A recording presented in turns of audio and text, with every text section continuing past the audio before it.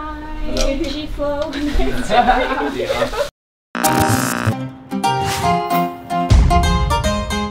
Headhunterz. I am Christina, the CEO and founder of ElectricSoul, and thank you for Headhunterz to be here with us today.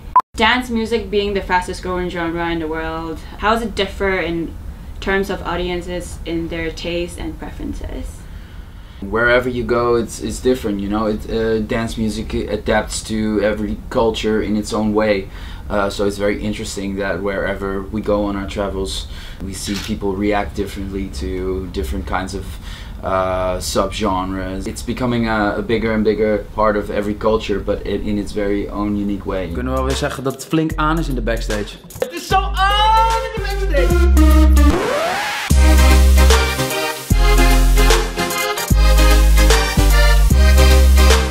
During sets, how often do you experiment with your own music and comparing to versus to playing the hits that the crowd will love?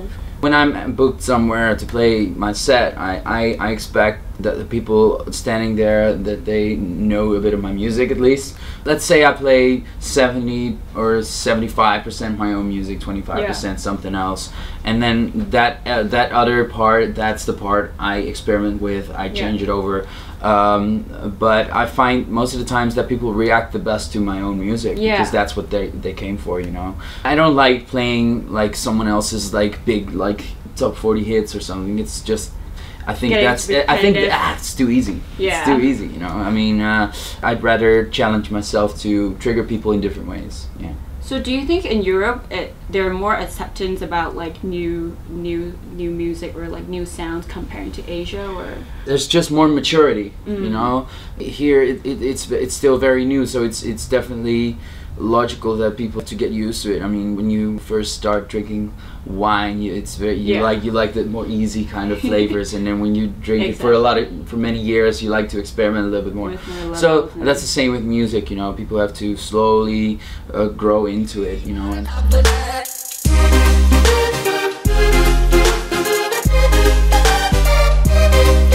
Last year when we went to ADE, and then people, they're not dressing up so much in comparing to EDC or in Asia it's kind of in between. You know why that is? Why? That's because in our country, in Holland, dance music has been around for so long. Dressing up and stuff, we're way past that. If people start dressing up in fluffies and with the glow sticks and stuff, that people will look at you like, what the hell are you doing, you know? It used to be an American thing a lot, and now it's in America, it's also going away slowly, the dressing up stuff. Really? You think so? Yeah, it is. I think they're still going pretty hardcore with it. It's still, you know, the more underground you go, the more that happens, but yeah. What is your favorite way to reach out to your fans around the world? It has been shifting a little bit, you know. I have been experimenting with various ways to reach out to the crowd, but lately, yeah, definitely, I've been enjoying making the vlogs a lot, making the videos, because I feel very creative doing it. It's just another way to express my creativity, whereas a lot of other social media is very on the spot, blah, I'm here right now, you know. And with the vlogs, I get a lot of creativity to, you know, express myself in a different way than just making music. I love doing the vlogs. I'm actually shooting another episode right now.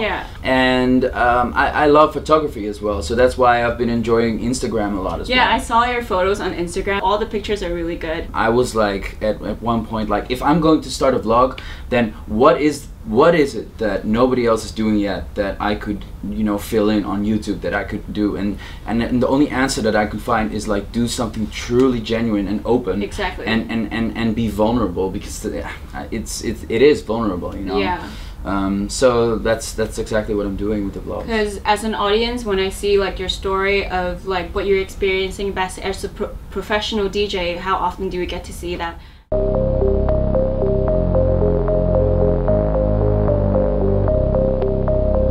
I could never imagine 10 years ago that I was gonna come this far. Honestly, I feel like I'm just getting started.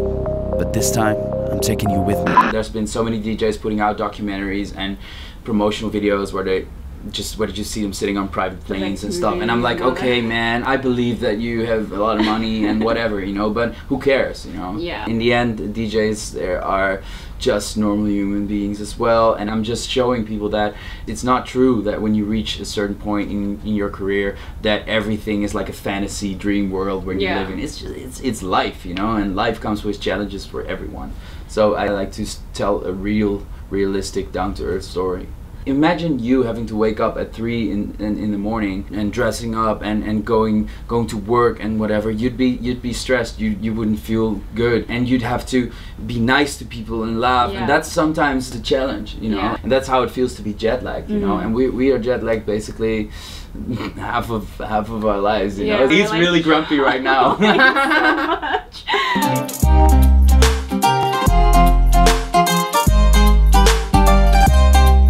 With all the busy touring schedule you have, like, do you still go out? Is there any spot you go to for good music or for inspiration? Yeah, definitely. When I have a weekend off, I still tend to go to, you know, some party or something. Oh, yeah? Yeah, sometimes. My girlfriend also likes to go out, and we like to go out together. No head girlfriend? The headless girl, yeah. But sometimes it's also very nice just sitting on the couch watching a movie, or but when we're on tour, not really. You just rest whenever you we have to get our rest, you know. Thank you so much for being with us today. Can I flirt with you?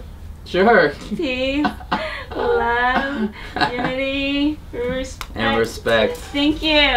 Thank you too.